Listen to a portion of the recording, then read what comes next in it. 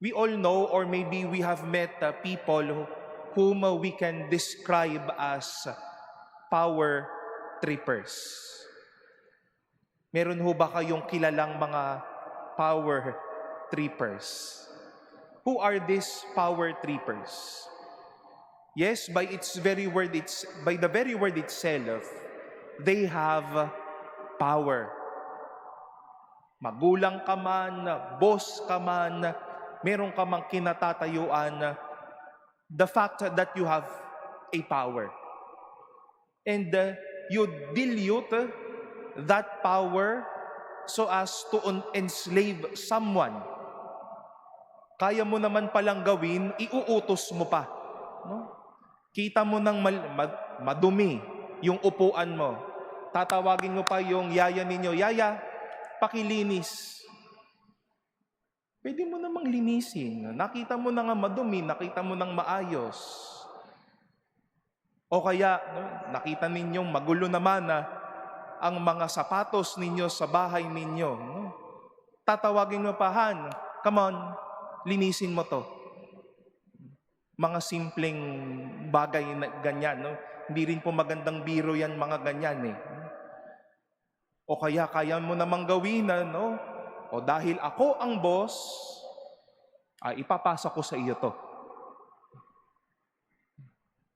And we've heard such power all throughout, so strong and so pure with the readings we have today.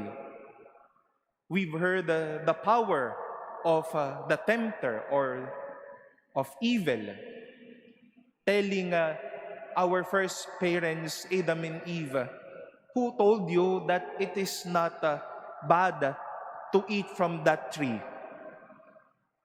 Power ho yun eh. The tempter also had the power to say, when you eat that fruit, you will be like God. Kaya natukso ang ating mga unang magulang. And we've heard how Jesus himself faced the power that would like to trip him, telling him, "Turn these stones to loaves. Go up, we are on top of this holy city. Magpakahulog ka, sasaluhin ka ng mga anghel. Worship me." Power once more, wanting to trip and would like to take away the goodness of Jesus in his life. We have to be aware of that kind of power, my dear brothers and sisters, that's lingering every single day. The power that trips, the power that destroys, the power that would continue to invite us to deeper sense of pride, na mas lalong pataasin ang ating mga ere sa buhay na ito. But more than thinking or reflecting about power that trips or power trippers, beyond such power is but a valuable and a powerful power, shall I say. And that is most of all the power of our faith, the power of God. In today's second reading from the letter of Paul to the Romans, we've heard the powerful obedience of Jesus. Sumaway ang ating mga magulang sa hardin, nagkaroon tayo ng ilang mga pagkakamali, we got into concupiscence, we've been dealing our sinfulness. But with the power of Christ's obedience and through the cross, we have life, God gave us graces, God has saved us. And while Jesus was being tempted, nakita ho natin yung pagtatalaban ng dalawang pwersang ito. Ang pwersa na sirain si Jesus at ang pwersa na patuloy niyang ipahayaga na kailanman hindi mapapatinag itong taong ito, itong anak ng Diyos na ito. We've heard how the devil knew so well the scriptures. We've heard how the devil knew so well how to tempt the Lord. But Jesus showed us such reality. There is greatness in the power of God present in us and living in us. While it is true that there is a power to trip, there will always be the most beautiful strength, which is the power to save. At harinawa po, ito po yung panghawakan nating mga lakas, mga minamahalan na kapatid. Sa araw-araw po, harapin natin ang katotohanang may tukso. May laging pintuan na para magkasala. Laging may pagkakataon na para manira, para mambaba ng kapwa, para hindi maging mabuti. Lakas ho yan eh. At madalas matitindi ang mga lakas na iyan. Pero wag ho nating kalimutan na meron ho tayong lakas sa ating mga sarili na mas malakas at matatalo ang lakas ng tuksong ito. More than this season, my dear brothers and sisters, as a penitential season, as I've said at the beginning of our homily or our reflection, this is also a time for catechumens being prepared for their baptism come Easter Vigil. And it is also good that in this 5 weeks of Lent, we are also preparing ourselves to renew our baptismal promises come Easter Sunday, where we all together will say, we renounce Satan and all his empty show.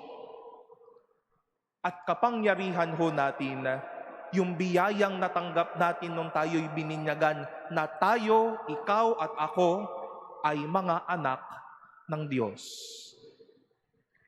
Baka ho nakakalimutan na natin ho yun. Kapangyarihan ho natin iyan.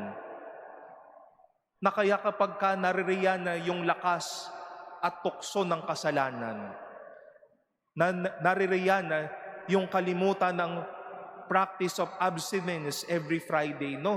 Malakas ang amoy ng fried chicken, ng mga inihaw kapag kaaraw ng Biyernes, no? Anak nga pala ako ng Diyos. Naku, lakas ito para sabihin, teka lang, hindi ngayon sa araw na ito. Lakas ho natin iyan. Baka lang ho nakakalimutan ho natin. It is also power. Power is a grace given to you and to me. I am a priest. You are a servant. You serve in your community. You are a father and a mother. You serve your classroom, your office. You are a superior, someone given with leadership and the gift of being a superior. That is power.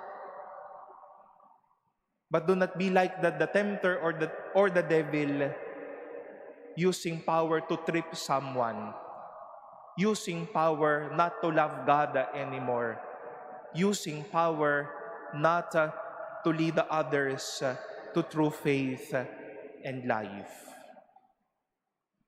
We were also invited by our bishops to check on the gift of technology and media. Madalas at ngayon pong panahong ito, lakas ho ito eh. Informations are given out, so on and so forth. But is that power saving others anymore? Or is it tripping others in this life? As we begin our Lenten journey, dear brothers and sisters, Jesus is inviting us, use your power to save and not to trip. Let us not imitate the tempter, na maging sanhi ang ating sarili, maging sanhi ang ating lakas para sila rin ay bumagsak. But let us recover the power that we have within, that I am a child of God and I can suppress and combat evil. That God has given me responsibilities of power so that I can help others to grow in their life. I have the blessings in my hand, left and right, signs of God's goodness, signs of God's power that can help me share the love of the Lord every day of my life.